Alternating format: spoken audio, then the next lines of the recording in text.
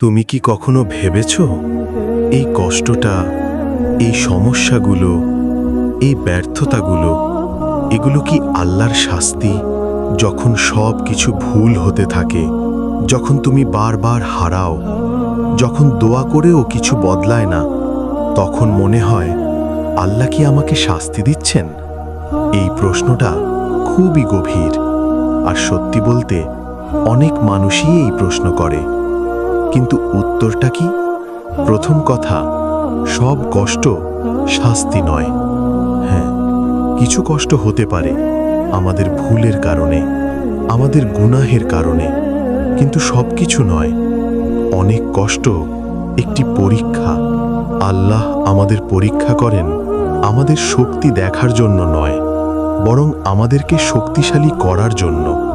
দ্বিতীয়, কষ্ট হতে পারে আল্লাহর রহমত। তুমি হয়তো অবাক হচ্ছ, কষ্ট আবার রহমত কিভাবে? কিন্তু ভাবো, এই কষ্টই তোমাকে আল্লাহর কাছে নিয়ে এসেছে। তুমি দোয়া করছো, তুমি কান্না করছো, তুমি আল্লাহকে ডাকছো। হয়তো এই কষ্ট না থাকলে তুমি কখনো তাকে ডাকতে না। তৃতীয়, এটি হতে পারে তোমার গুনাহ মাফ করার উপায়। এই দুনিয়ার কষ্ট অনেক সময় আখিরাতের বড় শাস্তি থেকে রক্ষা করে, তাই প্রতিটি কষ্ট একটি সুযোগও হতে পারে। কিন্তু একটি গুরুত্বপূর্ণ বিষয়, নিজেকে প্রশ্ন করো, আমি কি ভুল করছি? আমি কি গুনাহে জড়িত? আমি কি আল্লাহ থেকে দূরে চলে গেছি?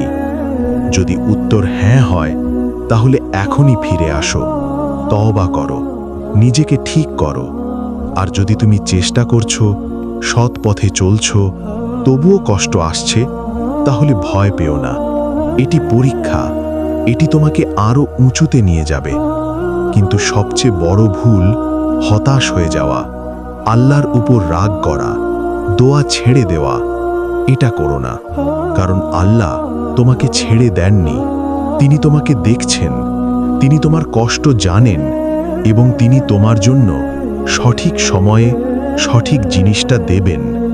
তাই ধৈর্য ধরো, দোয়া করো, আল্লাহর কাছে ফিরে যাও, কারণ কষ্টের মধ্যেই আল্লাহকে পাওয়া যায়।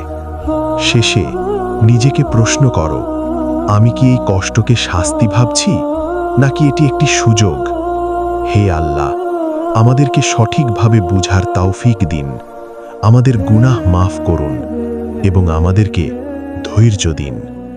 আমিন।